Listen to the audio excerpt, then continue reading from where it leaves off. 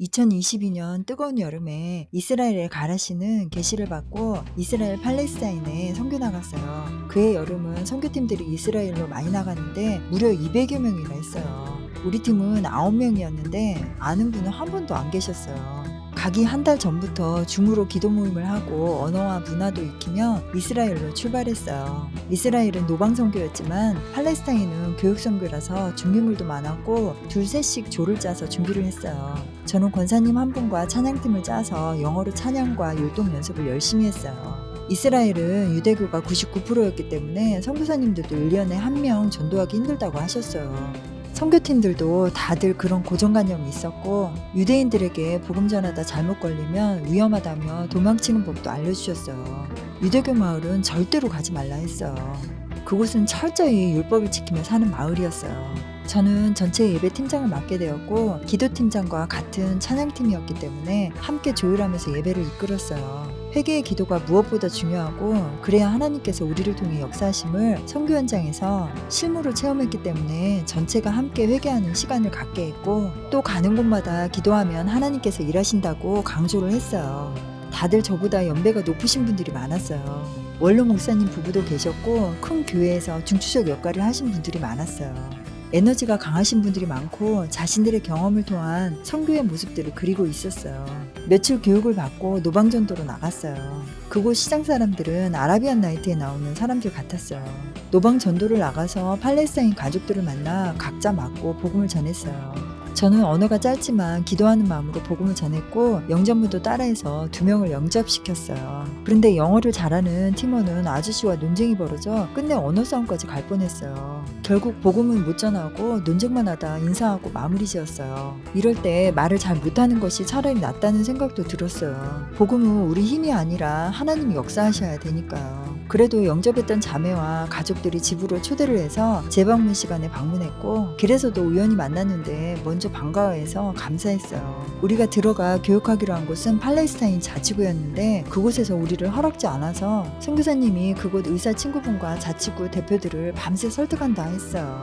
우리는 하나님께서 역사해달라고 간절히 기도했어요. 다음날 복음을 전하지 않는 조건으로 허락한다고 연락이 왔어요. 우리는 기뻐했고 준비한 물품들을 챙겨 선교사님이 운영하시는 아이들 교육센터 현장으로 갔어요.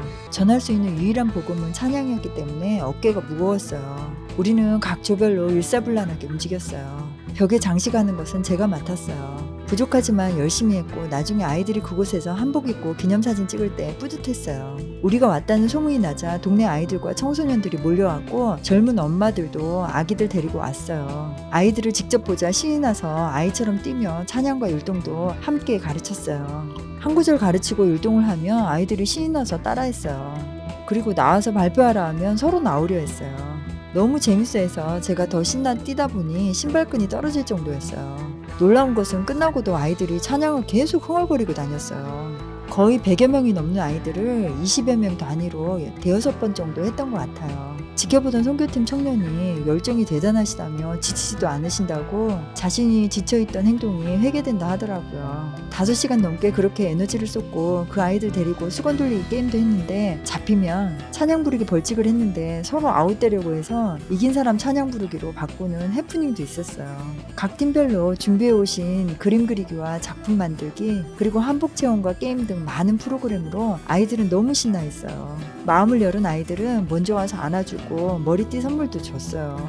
마지막에 운동장에서 물풍선 던지기도 하고 우리가 직접 만든 샌드위치를 선물로 주었어요. 그 아이들의 초롱초롱한 눈빛이 아직도 잊혀지지 않네요. 지금은 전쟁으로 그 아이들이 난민이 되어 어느 곳엔가 있겠지만 우리와 함께했던 추억과 찬양을 잊지 않았으면 좋겠네요. 만약 불상사가 있었다 해도 그 입에 붙은 찬양으로 천국에 가 있길 기도하게 되네요.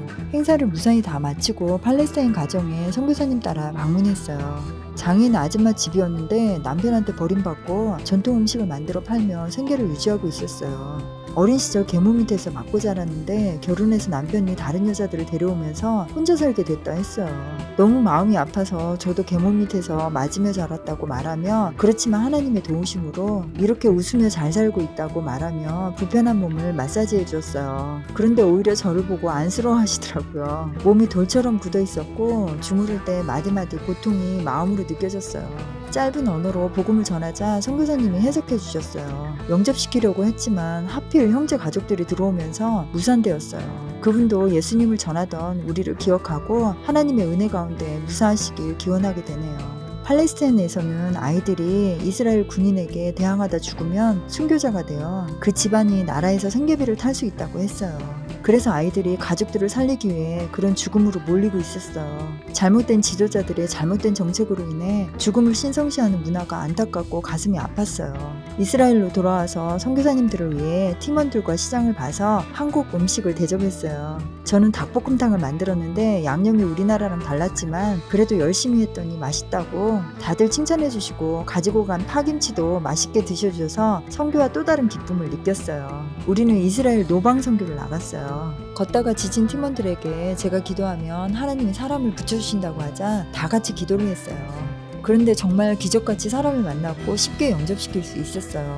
지방팀 사역 나갔을 때는 날은 덥고 배는 고픈데 먹을 것도 마땅치 않으니 다들 힘들어했어요. 제가 팀장이어서 초인종을 누르고 방문해 복음을 영접시켰고 다른 분들은 기도하거나 아이들과 놀아주었어요. 그런데 팀원들이 자신들이 나서길 원하는 눈치가 보였어요. 그래서 제가 팀원들이 나설 수 있도록 앞장서게 도와주었어요. 그러나 초인종 누르고 사람들을 만나면 얼굴이 굳어서 말도 못 꺼내고 퇴진하곤 했어요. 돌아가며 시켰는데 결국은 저에게 다시 돌아왔어요. 그래서 처음처럼 제가 먼저 초인종 누르고 사람을 만나고 허락받고 들어가 저는 복음을 전하고 다른 분들은 기도와 아이들 돌보기를 알아서 맡았어요. 기도하며 하나님께서 역사하셔서 영접자가 계속 나왔어요. 그 동네에서 많은 분들을 영접시켰어요. 이름과 주소를 받아 선교팀에 올렸더니 놀라워하셨어요. 이번에 200여 명의 선교팀들이 왔다 갔는데 이렇게 영접자들이 나온 것은 이 팀이 처음이라며 선교사님께서 자신들의 생각으로 그동안 하나님을 제안한 것 같다며 눈물을 흘리시며 회개하셨어요. 저희 팀 보고 해처럼 빛난다고 하셨는데 하나님께서 그 눈물을 기뻐 받으시는 것 같았어요. 마지막 선교는 트램을 타고 나갔는데 우리 팀의 트램이 하필 고장이 나서 가지 말라고 했던 유대교 마을에 내리게 됐어요. 이것도 하나님 뜻이란 생각이 들었어요. 그래서 우리 팀원들 모아 같이 통성으로 기도하고 돌아가며 기도하게 하며 하나님의 역사를 미리 선포하게 했어요. 그리고 두 팀으로 나눠 한 팀은 복음지를 우편함에 넣게 했고 제가 이끈 팀은 가가오 방문하기로 했어요. 다들 겁을 냈지만 하나님 믿고 제가 초인종을 눌러 방문을 했어요. 한 집은 물만 마시고 복음을 전하다 나왔고 두 번째 집은 아저씨가 너무 잘 들어서 복음을 전하고 영접시키려는데 따라하지 않고 아멘만 하셔서 축복해주고 나왔어요. 세 번째 집은 아주머니가 나오셨는데 집에 들어가니 완전히 유대인 랍비 집안이었어요. 제가 복음을 전하자 들어주시다가 음식을 대접해 주셨어요. 계속 복음을 전하며 대한민국과 이스라엘이 열방에 쌓여 역사적으로 힘든 시간을 보낸 것이 비슷하다며 역사 이야기를 하자 눈을 반짝이시며 복음을 들어주셨어요. 그리고 영접문도 따라하시고 아멘까지 하시고는 저를 꼭 끌어안아 주셨어요. 너는 나의 영원한 친구라며 이스라엘에 오면 꼭 자신의 집에 놀러오라 하시고 연락처를 주셨어요. 유대인 마을에까지 기적을 체험하며 하나님의 놀라운 역사에 감동이었어요. 선교가 끝나고 홀로코스트 박물관을 돌았는데 그 고통의 에너지가 가슴을 눌렀어요. 유대인들의 아픔이 극복되어 참 진리이신 예수님을 만나기를 기원했어요. 예루살렘 통곡의 벽에 갔을 때 벽에 손을 대고 기도를 했어요. 그런데 갑자기 하얀 용이 성전에서 나와 하늘로 푸드득 날아가는 것이 보였어요. 이스라엘 오기 전에 기도하는데 환상에 예루살렘으로 저를 데려가셨었는데 예루살렘 지하에서 마귀 군대들이 올라오는 모습을 보여주셨어요. 그리고 땅밟기를 하게 하시고는 이스라엘에 가라 하셨거든요. 두 환상이 오버랩되며 놀랍고 신기했어요. 우리는 시온산에 올라가서 예루살렘을 내려다보며 손을 들고 기도했어요. 그런데 환상이 보이며 땅이 이곳저곳 쩍쩍 갈라지더니 하얀 생수의 강이 흐르기 시작했어요. 그러자 하늘에 나팔 소리가 들리고 천사들이 내려오는 모습이 보였어요. 하나님께서 승리하셨구나 하는 생각이 들었어요. 이제 이스라엘에도 예수님의 구원이 임하겠구나 싶었어요. 하나님을 배신한 마귀의 수장이 루시퍼예요. 루시퍼는 찬양하던 천사들의 수장이었으나 높아지고 싶은 교만한 마음을 억제하지 못하고 반란을 일으켜 미카엘 군대에 의해 제압돼 어둠의 세계에 음부로 떨어져 사탄이 된 거예요. 원래 몸에 악기가 있는 뱀 모습을 하고 있었으나 죽은 자들의 에너지를 취해 지금은 용의 모습을 하고 있어요. 하늘의 3분의 1이 어두운 음부로 떨어졌으며 예수님의 십자가 사건으로 인해 심판받아 지금은 지옥이 되었고 루시퍼는 유황불에 갇혀 있어요. 그러나 그의 부하들이 활동하고 있고 그들의 모습은 짐승의 모습을 하고 있어요.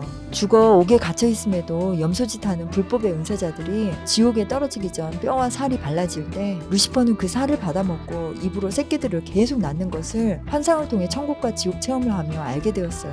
그래서 영적 전쟁할 때 용들이 의외로 많았던 것 같아요. 마귀의 수장 사탄 루시퍼는 회개하지 않고 예수님을 배신한 교만한 염소들이 만든 일루미나티 조직에 역사하여 계몽주의와 인본주의를 교회에 주입하여 영성을 차단하고 수행을 통해서 구원을 받을 수 있다며 자선활동을 중시하는 프리메이슨과 세계의 금융을 쥐고 있는 로스차일드 가문이 합쳐지며 종교통합, 인본주의, 합리주의, 박애주의 등 겉으로는 자선 기부활동 등으로 사람들을 속이고 뒤로는 테러와 인신제사를 하며 사탄 루시퍼를 숭배하는 조직인데 세계의 정치 경제를 쥐고 전 세계를 한 정부 시스템으로 지배하려 보이지 않는 검은 손으로 움직이고 있어요. 그들은 공산 세력과 테러 세력을 이용해 전 세계를 하나님과 단절시키고 물질과 권력과 명예로 미혹하여 주요 인사들을 포섭하고 자유세계를 공산 세력을 통한 선거 조작으로 그들의 졸개들로 장악시키고 공산 독재, 각종 테러, 전쟁, 바이러스, 장기매매, 인신제사를 함으로 인간을 파멸시키려는 사탕 숭배 조직이에요. 검은 돈과 권력욕, 인기욕에 사로잡힌 자들이 양심을 버리고 악마와 손잡고 그들의 욕망을 채우고 있어요. 대한민국도 이미 사법부, 입법부, 방송, 연예계까지 그들의 마수가 손을 뻗고 있어요. 이번에 서부지법 계엄 구속 판결로 인해 내부가 찍힌 영상에 일루미나티 상징인 염소와 부엉이 그리고 인신제사 그림들이 대거 전시되어 있었어요. 이태원 사고 전에도 일루미나티 염소 그림이 벽에 있었어요. 지금 중국몽을 꾸는 공산 세력과의 체제전복 전쟁이기도 하지만 크게는 사탄 마귀와의 거대한 영적 전쟁이에요. 이단이나 타종교는 말할 것도 없고 심지어 일루미나티와 연결된 예수의 666에 의해 카톨릭은 인문주의로 가득하고 개신교 일부도 인문주의를 표방하고 세상의 철학이나 지식을 교회에 들여와 말씀이라는 명목으로 성령의 역사를 부정하는 사람들이 많아졌어요. 자유통일 대한민국이 마지막 사명국가이며 세상을 바른 길로 이끄는 국가라 했어요. 그래서 대한민국에서 영적 전쟁이 치열한 것 같아요. 대한민국이 기도의 사명국가이기 때문에 하늘법에 맞는 바른 기도를 하는 기도자들의 기도가 끊어지면 전 세계는 불바다가 된다 했어요. 그래서 전 세계에서 유일하게 대한민국에 새벽기도가 있는 것 같아요. 이기면 지각 변동을 통해 하나님이 원하시는 새하늘과 새 땅이 되어 세계의 리더 국가가 된다 했어요. 저는 10여 년 전부터 땅밟기 기도를 시키셨어요. 메르스 때 저 같은 예언의 은사자들 4천여 명을 서울시청 광장으로 모으고 차례 기도를 시키셨어요. 하나님은 대한민국을 들어서 쓰시기를 원하시고 마귀는 대한민국을 멸절시켜서 지구를 멸망시키려 하고 있어요. 이미 오래전에 윤석열 대통령과 트럼프 대통령을 갑옷 입히시고 동역자들도 세우셔서 마지막 때를 준비하셨어요. 하나님의 놀라운 역사로 자유 대한민국이 하나님이 원하시는 리더 국가가 될 수 있도록 모두가 깨어나셔서 하늘에 상달되는 기도를 하는 바른 기도자들과 나팔수로 거듭나야 될 것 같아요. 하나님을 진심으로 믿는 우리들은 염소처럼 인본주의에 빠져 자기 영광을 위하여 불법을 행하는 자들이 되지 말고 양처럼 마음을 낮추어 하나님의 역사에 참여하는 칭찬받는 하나님의 바른 자녀들이 되어 하나님을 기쁘시게 하는 일에 함께 동참하시길 진심 바랍니다. 긴 이야기 들어주심에 감사드리고 하나님의 은혜와 축복 가득하시길 기원합니다.